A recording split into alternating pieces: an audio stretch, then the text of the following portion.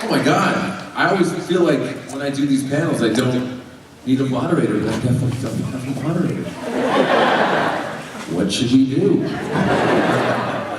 I was Barry, I'd be dancing right now. Are there places to line up? Are there places to line up for questions? Or we have people with microphones? Yes, we do. Well, let's get right to it. Line up here in a row. And the panel will just take care of itself. I gotta tell you, while everyone's lining up, it's really, really nice to be home.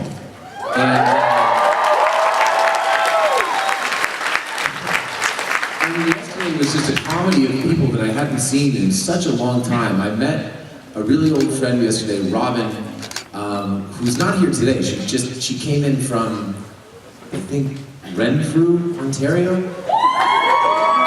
Really? Okay, because it's a town of 8,000 people, and if you're here, where's the rest of the town?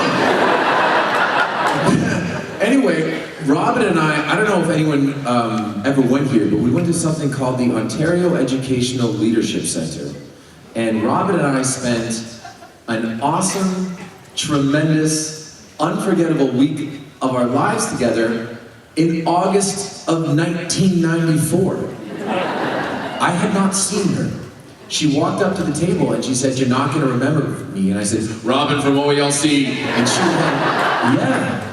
And she showed me a handwritten note that I gave her at the end of camp. My penmanship was exceptional, even back then. And I gotta tell you, if you're thinking about saving letters that you write girls when you're going into 8th grade, don't do it. If you receive a letter from someone that you eventually want to have something on, definitely save it. Oh my God. And then of course I was here, I went to St. Andrews College up in Aurora, and I met a bunch of, yeah, that's okay. And I met a bunch of St. Andrews boys yesterday, and anyway, it just, a lot of these places that I visit, cons are really special, but nothing will ever be more special than being home.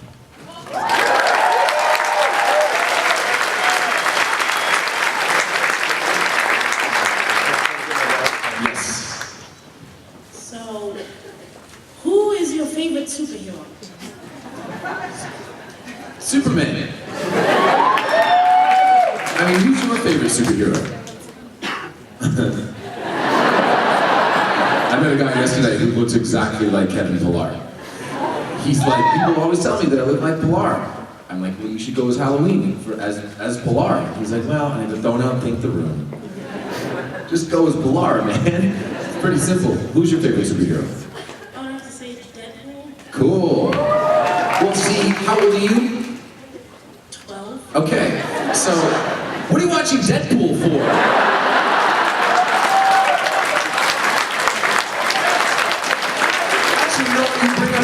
Because my daughter's about to be 4 years old, and this year, around this time last year when she was about to be 3, we had our first sort of special daddy-daughter weekend together. And of course, I wanted to watch a movie with her because I like watching movies and she will sit still.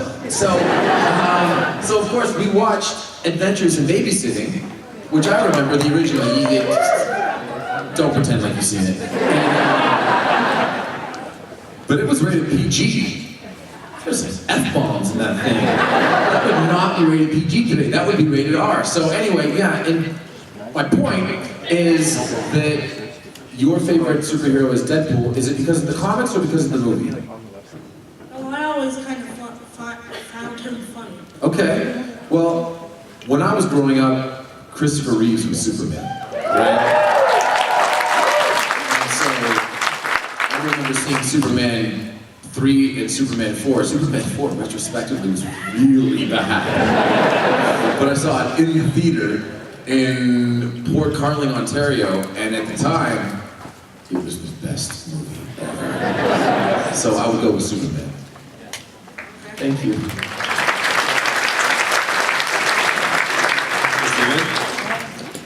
Just want to say it's a pleasure having you here, like this weekend.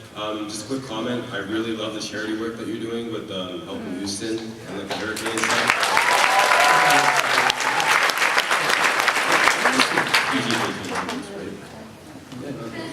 So John Barrowman was here a few days ago.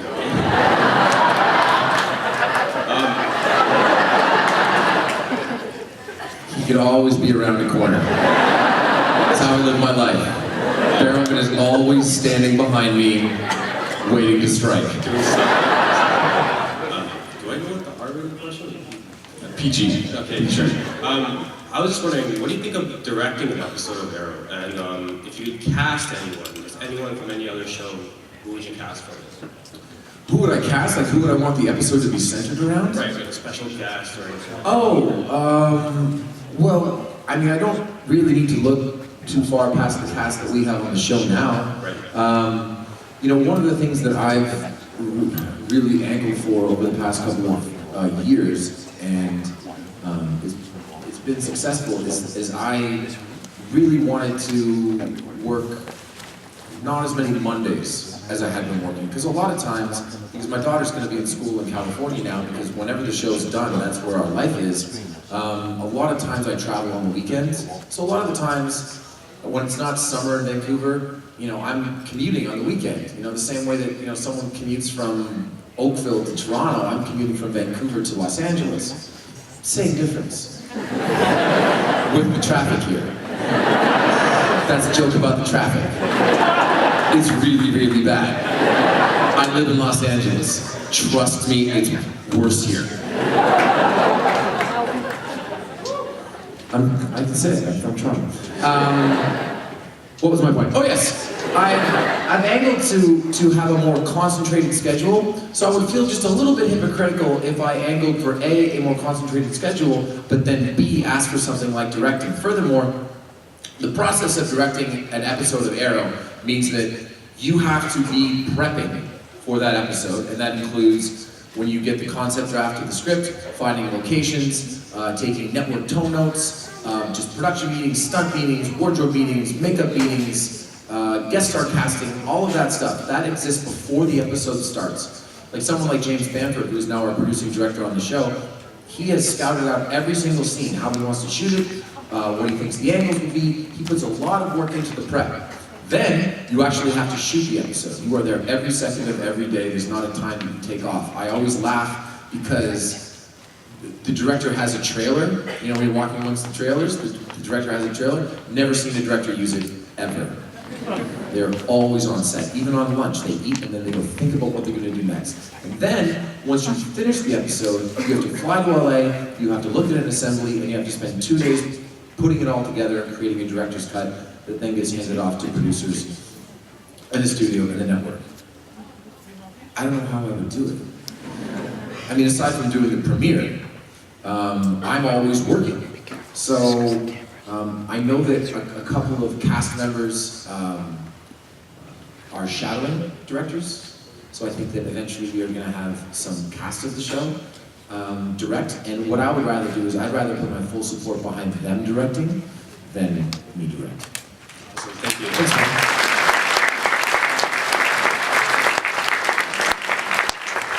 Hey, Stephen, first off, how was the nerve? My back's okay. Yeah? It's okay. Um, It's all right. this summer you spent some time in Toronto filming Code 8 Yeah. with a bunch of us here also.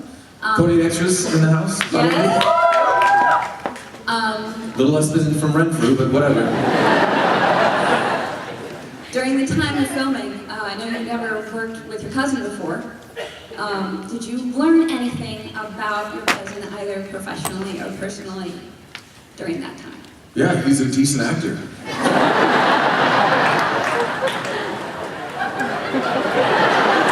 Sorry, new? I didn't watch him in Scooby-Doo. I don't know what you want from me. No, spending this sort of time with Robbie was fantastic, and I mean that sincerely. He's a really good actor.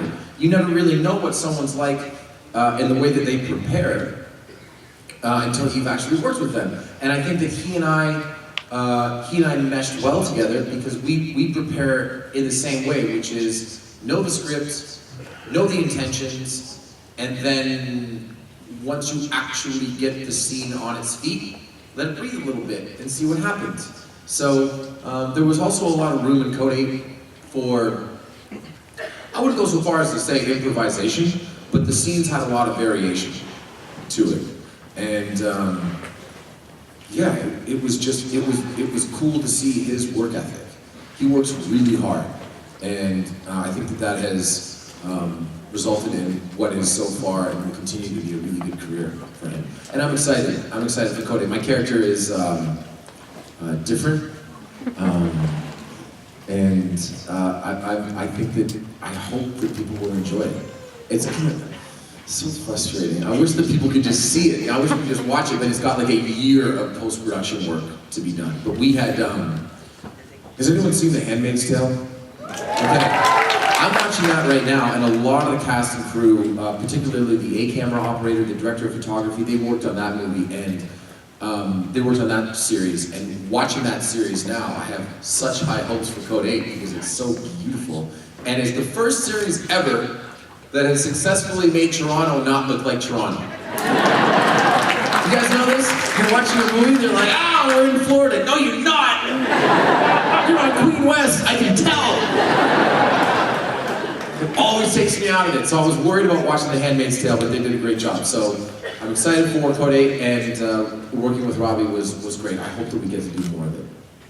And thank you all if you supported the movie in any way, shape, or form, extra or otherwise. Thank you guys so much. It's so appreciated.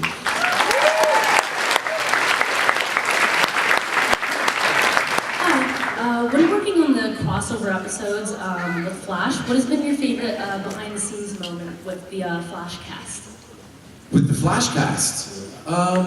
Well, my favorite behind-the-scenes moment on the Flash, you could call it a crossover episode, but it was actually the pilot episode of The Flash, when, you know, I show up and give him his name.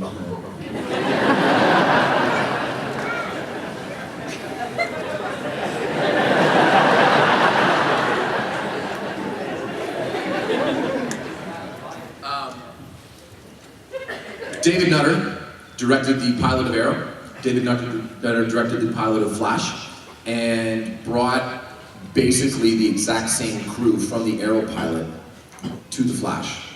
So that would have been shot in February, March of 2014. 2 years, give or take, from right when we shot the Arrow pilot. So at that point, we've done, you know, coming up 40 some odd episodes. And just to be back at the beginning, so to speak, to watch Grant and what he was going through, in a good way, but watch what he was going through, and just to be back and to all of a sudden, it was the first time ever for Arrow that I could look in the rearview mirror a little bit and feel a sense of accomplishment in that, you know, maybe this was happening because we had had some success, and, you know, look back at what we had done. So that was my favorite behind the scenes moment, just being with Grant and David, and yeah, that was pretty special. Thank you. Before I get to you, is Troy here? You are? Yeah, 3 years late, but thanks for coming. That's between him and me.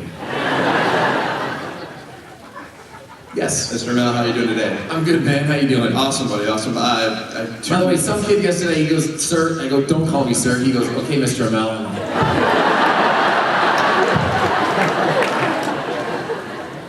I mean it as respect, I promise. Okay.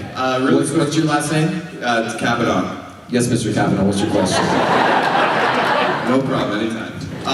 Really quick, I can't tell you how much I appreciate all the charity work you do. I myself, 3 years ago, started doing some charity work as well, strictly based off of seeing you do it. Shaved my head now 3 times. This is my 3rd time I'll do it for a wig. And I just wanted to know, are you planning on doing any fundraisers or foundations in Toronto?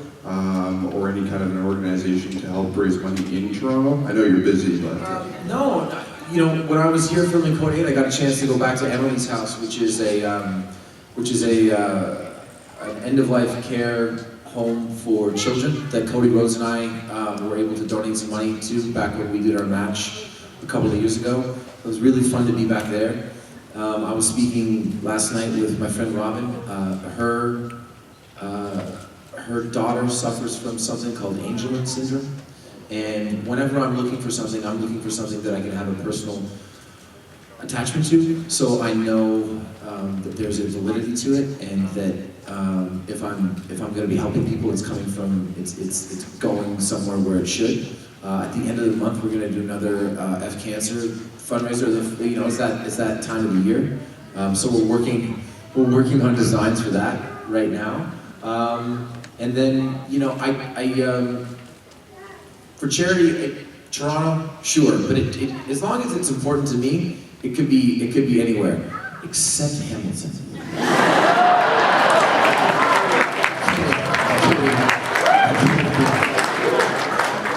And by the way, one of the things I love about being from Toronto is I grew up Toronto, like young in St. Clair. So A, I can tell when taxi drivers are lying to me. Okay, I know what's up. We're gonna take this way. No, you're not. No, you're not. No, you're not. No, you're not. B, I really love when I meet people here at the table. I'm like, where are you from? And they go, Toronto. I go, where? And they go, what? Mississauga. That's cool. That's cool. It's like the Los Angeles Angels of Anaheim. Yes. Hi.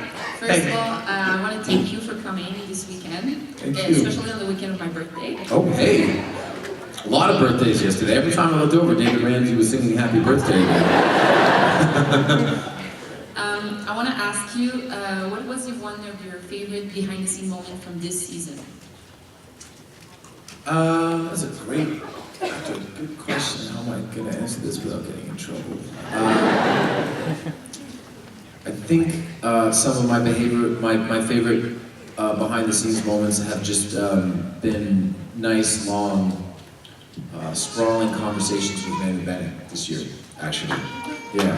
So he and I, he's been on a journey and not really a part of the show since the end of season 2, and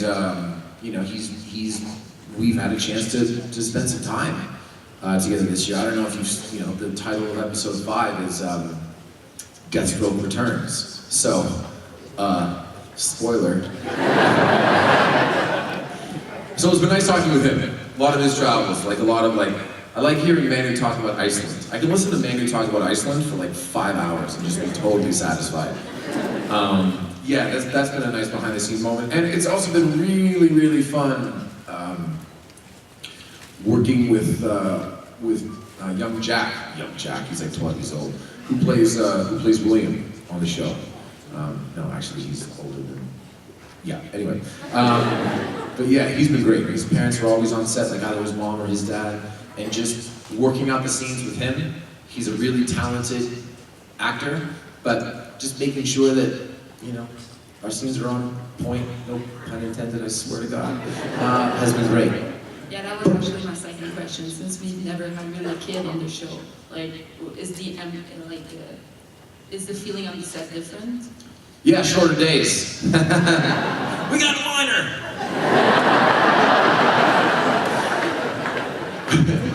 We're not taking meal penalty today. The kid has to eat. Yeah, that's been great. But Mr. Amell, who do you miss working with most on the set?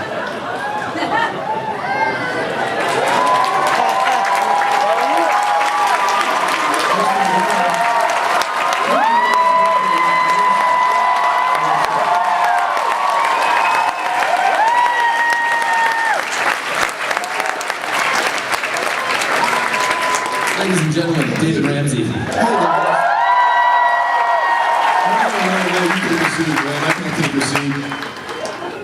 Hey, Toronto was good. Such a sweetheart.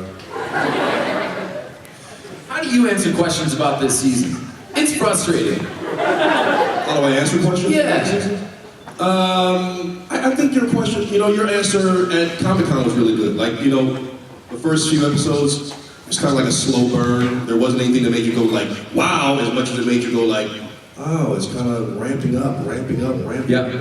It's a 23-show season, so it's a lot of story. Yep. A ton of story. You're not doing a good job. I know. Well, the crossover. I'm looking forward to the crossover. Oh yeah, yeah.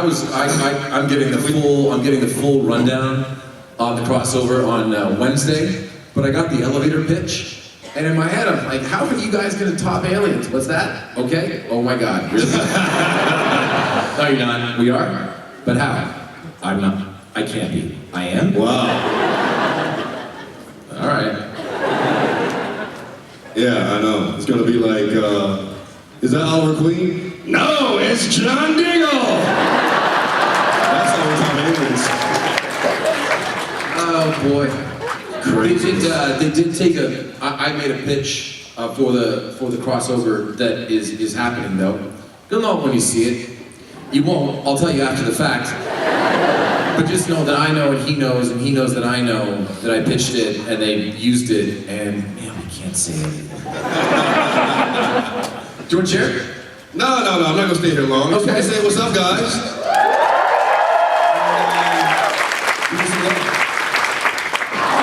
See you guys. See you later.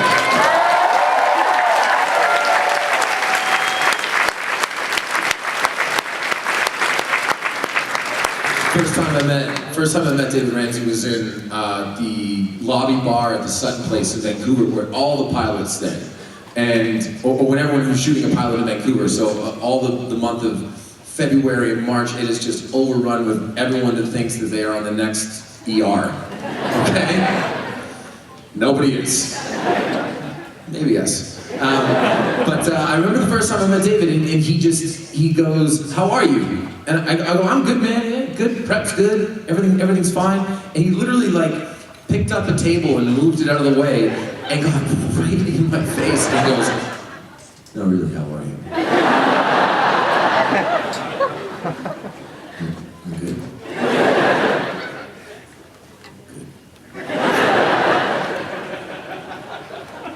Best friends ever since. Yes. Hi. Hi, Stephen. I'm Logan. I'd just like to know, what was it like filming the 4-part crossover with the Dominators, with the cast of Legends, Flash, and Supergirl? I mean, it was incredible. You know, when we were shooting out of that airport hangar, you know, when Supergirl arrives for the first time, we've got all the casts there. You kind of look, you take a moment, and you be a little reflective, and you say, "Wow, you know, look what we've had the chance to build. Look at the universe that we've had a chance to populate." And then, very selfishly, you know, it falling in our 100th episode, all the people that we got to bring back, you know, specifically and most importantly, for me, Susanna Thompson, who hadn't been on the show since her character met a sword. You know, having her back and just the stuff that we got to do in that episode. It's also the closest that we've ever gotten to having to call a day for weather. When we shot that big epic fight scene where all of us go up against sort of, you know, our mind's eye enemy. It was just gale force winds, and it was 3 o'clock in the morning, and you know, what people were able to accomplish in those conditions with the gravity of that scene, really, you know, like I just want to stand and applaud our crew and the cast in moments like that. That was really fun. Thank you. Thanks, man.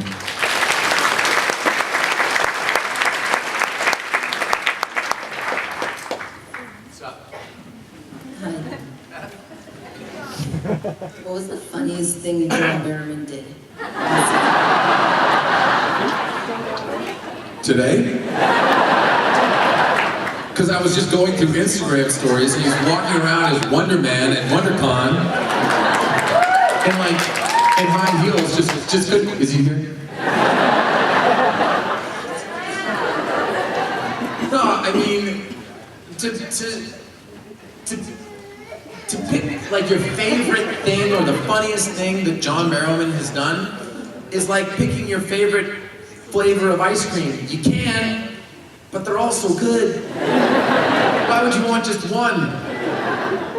And to that end, I've learned a lot of lessons from John, and I mean principally, how to be the lead of a show. You know, he was the first guy that I got to pick his brain. Boy, there's nothing that I can say about him that can't be turned into something filthy new.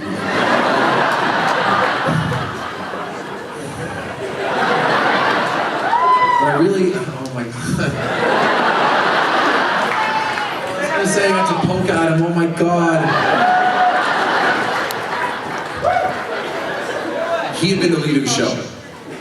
I was the lead and the lead of the show. So to hear about his experiences on Torchwood, and then just in general to watch the way that he carries himself, to watch the level of respect that he has for the crew, to watch the fact that his energy never changes, right? Like, if they held a camera on John and we were on stage, I want you to tell me, is it 10 o'clock on Monday morning, or is it 4 o'clock on Friday morning? Tell me. You can't, because he's always the same. He always brings that same level of energy and professionalism and just joy to work, and he carries that through with, you know, he and I hanging out in Palm Springs, or when we have these con weekends. It's just, don't laugh. It's just great. I love John. I miss him. Thanks, man.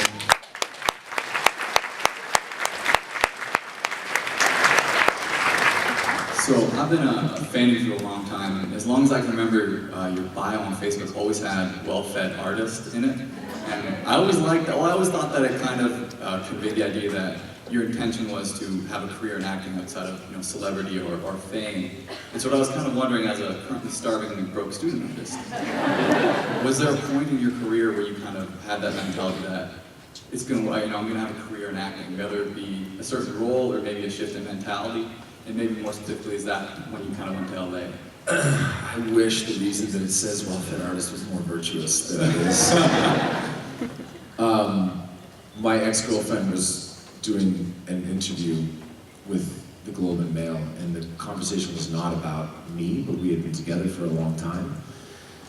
And she called me a starving artist. So now it says well-fed artist in my bio.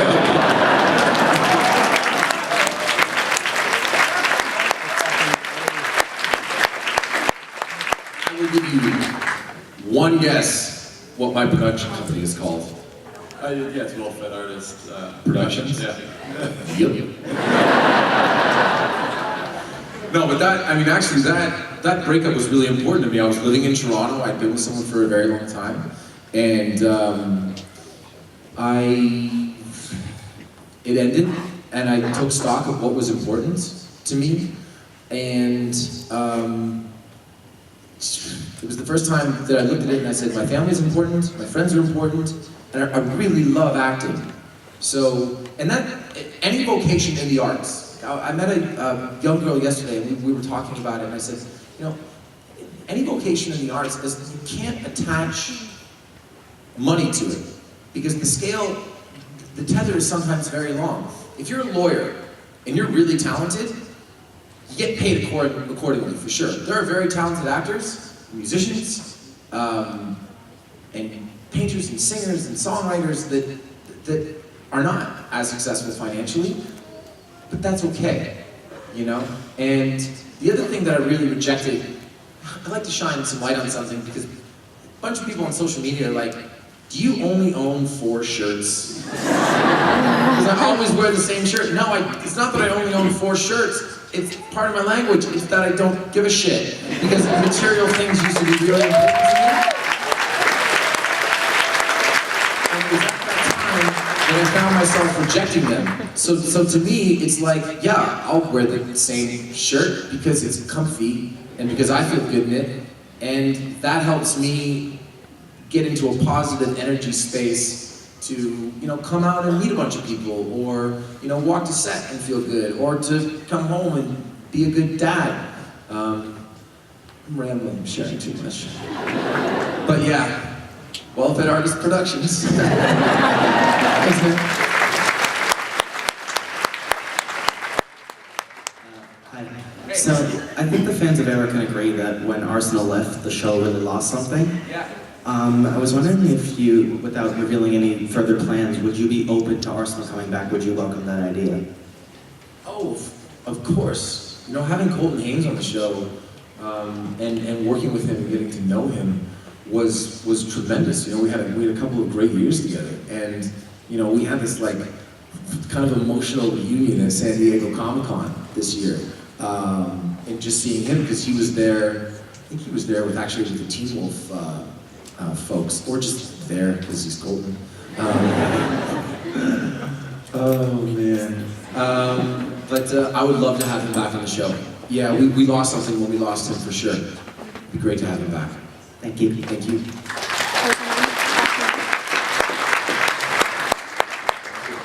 So, what was your process to be cast on the show of Arrow? To be cast on the show of Arrow, I was working on Private Practice. I wasn't a regular on that show. The script came out for Arrow. The breakdown came out. David Rappaport was casting it. He had cast me on 90210 as a guy that was lost at sea and presumed dead.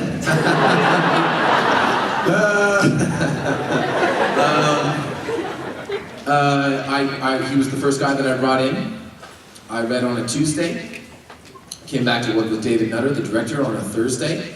I tested for the network on Friday. I tested for the studio on Monday. Got cast on Tuesday.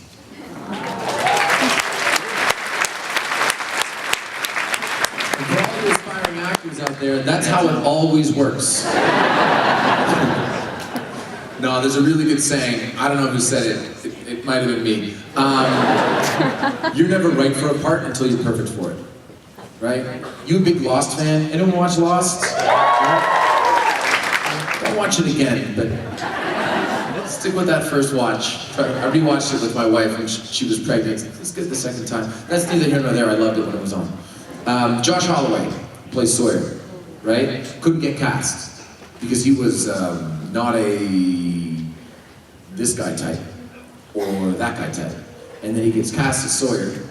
He is a major standout, breakout performer in the first season of the show, which, by the way, I do actually love. Please, internet, I love Lost so much.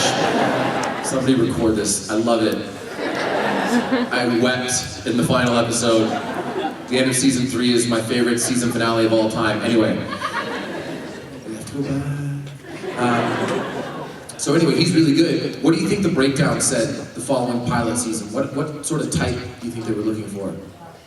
Josh Holloway, right? So when you're right for something, just fits. And for whatever reason, the vision that they had for Oliver Queen, the place that I was at in my career, the casting director that was on it, the studio that was producing it, the network that was going to air it, everything just came together. Thank you. Thanks, man.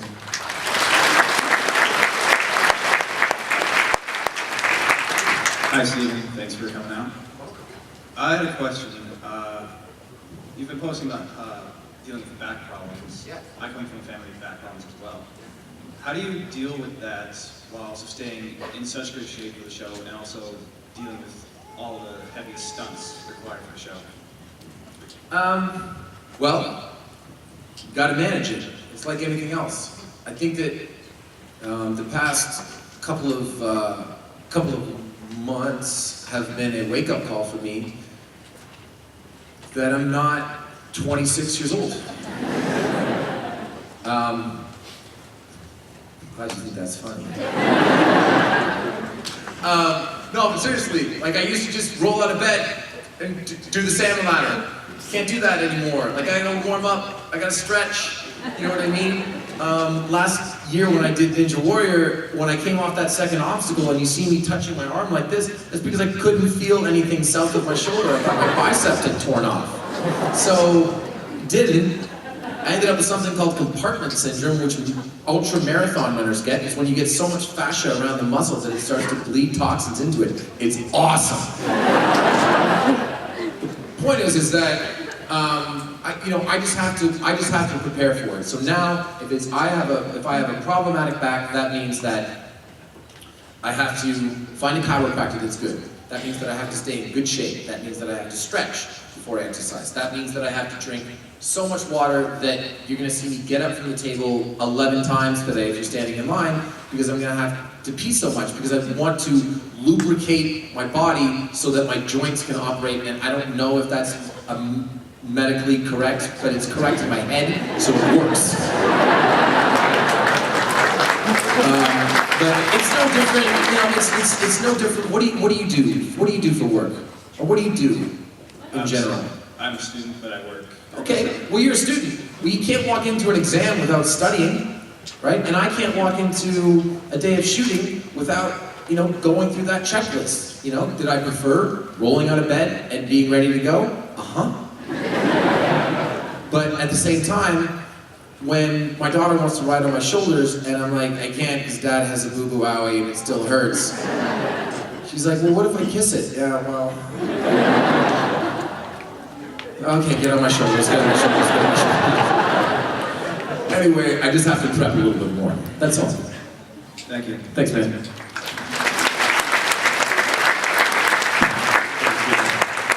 So my question is kind of a three-parter.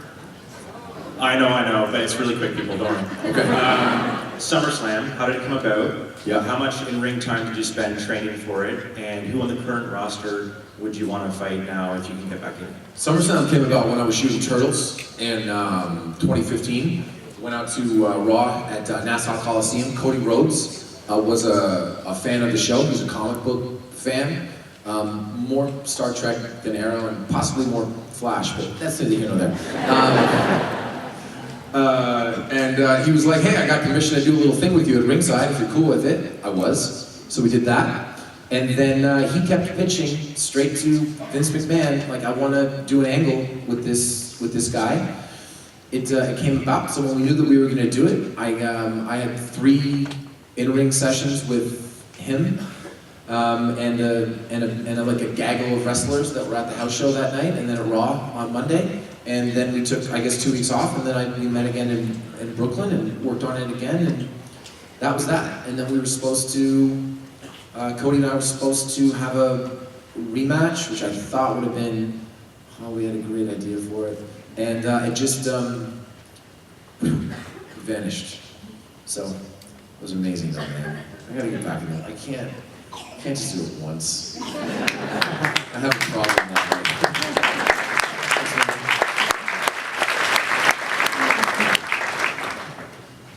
How's it doing? I was going to ask you to do the Arrow intro, but since you already have enough back pain, it's enough torture. But what I want to know is, going into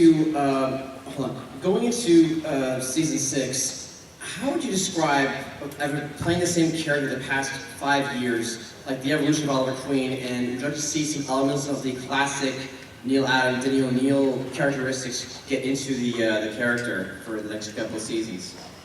Well, hey, I'm not gonna have the goatee. My friend says no to the goatee, by the way. Okay. Well, I think that some of the more classic elements can start to come to the forefront now because, you know, we really are. I mean, we've always been telling our own story, but we are not conjoined anymore to his backstory.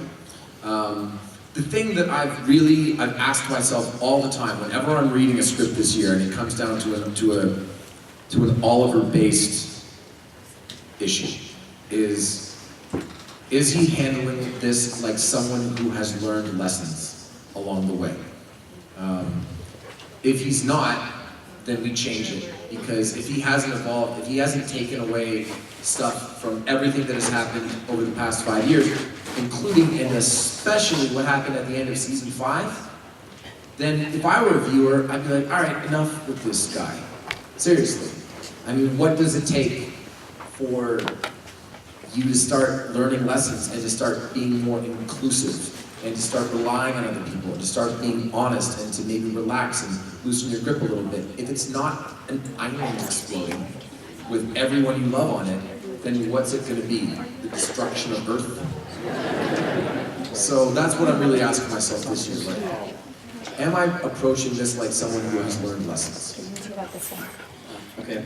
Thanks, brother. Appreciate it.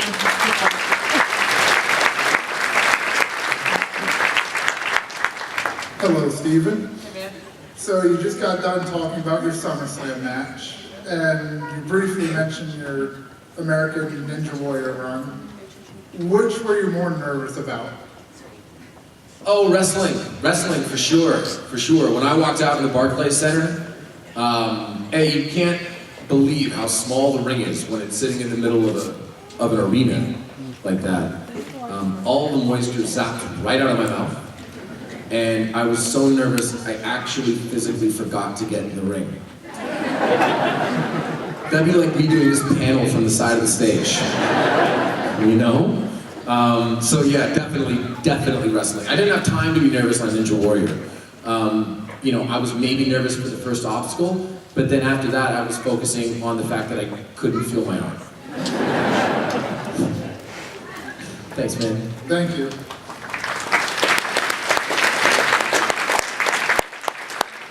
I heard that John Barrowman's quite the prankster.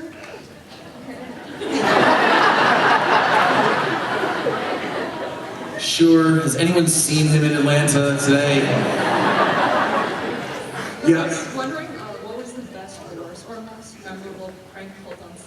It's not that he pulls pranks. It's not like a prank. It's not like all of a sudden it's not like all of a sudden, you know, that like I go to put on the arrow suit that's filled with A535 or something like that. That would be pretty funny. I know, right? It's more that, you know, you've been to a panel. It's called that, okay, well, John's panels typically are called Anything Goes. Anything goes. And John Barrowman gets away with more stuff than I've ever seen anyone get away with, just because there's never a filter. So the expectation is he really could be behind me right now. Would anybody be surprised? Exactly. Yeah, he's just a good guy. I can't think of a particular prank though. Also, I was wondering, is it true that John Barrowman's farts are odorless? Yeah.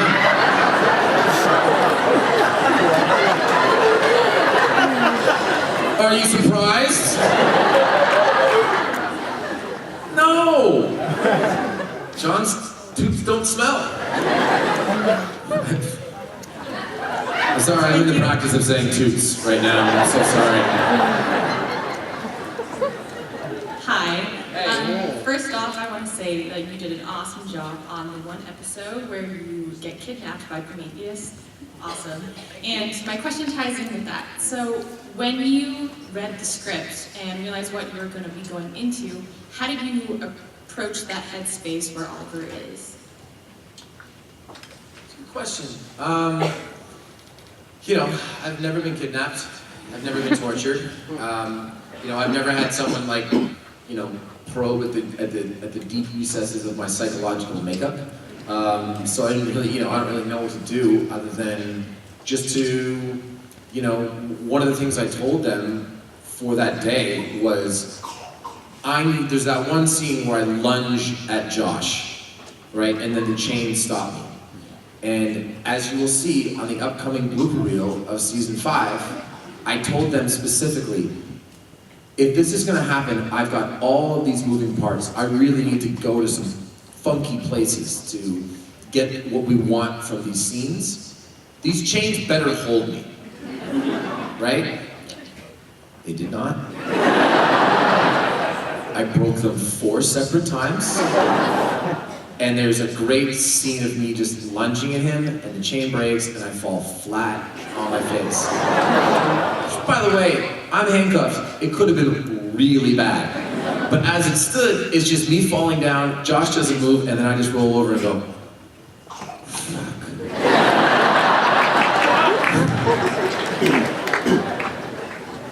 Sorry? Cool.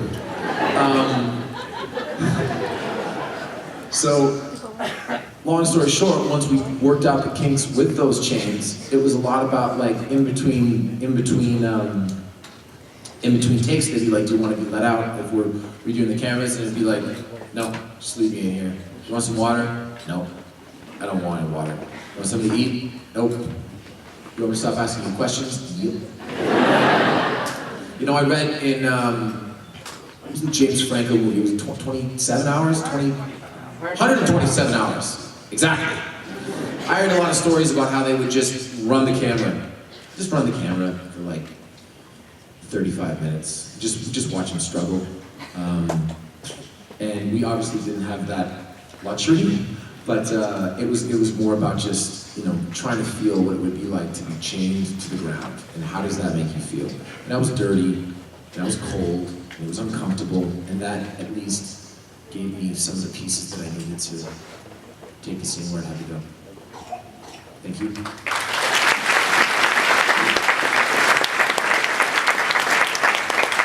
Hey, Stephen. Hey. In London, though, somebody did ask you about that opening, and you said that you referred to the opening for season 6 in August, that you would do it at the next con, so do you have that ready? And if not, I've got another question. Haven't done it yet. Okay. They haven't asked me to do it yet. Okay. My name is Oliver Queen. Character X, Y, and Z survives. Survives. Okay, so my question then is, so you mentioned lessons learned for Oliver. So we saw in season 5, he put killing back on the table. Yeah. But at the end of the season, he chose not to kill Chase. But I mean, I did think that the shades of gray were kind of interesting, as opposed to, you know, we've seen the extremes of season 1 with the list versus season 2, kind of no killing. So where do you think we're going to see Green Arrow in that space this year? And also, how will Oliver build on the successes as mayor in season 5? You know, is he going to get more into the social justice, which was an element in season 1 on that list, right? Of you know, looking after the little guy and that type of thing. Well, I like the shades of gray. You know, he didn't kill Chase because that ultimately was the goal. Yeah. You know, but you know, there's a hierarchy of importance for him. You know, his family, his friends, the city. And if you get in the way of that, and you are willing to use lethal force, in our world, it will be returned in kind. Which I think, you know, it's not how I like to live my life, but I think in the Arrow, in our show, that's more interesting. And then, you know, as mayor, we haven't really got into a lot of mayoral stuff. It's going well. Star City is when we, you know, I say a little bit about season 6, when we pick up Star City in and of itself is in a reasonable place. We also left it where Green Arrow was kind of public enemy number 1. And the idea of vigilantes and their role within the city, and whether or not the public supports them, that does also play a role. But what we're really dealing with this season is that there's kind of a villain for every character. You know, normally we have a big bad villain. This year there's kind of a villain for every character. And I say that because there's a villain for Green Arrow, but there's also a villain for Oliver Queen. Very cool. Thank you. I'm gonna get in trouble.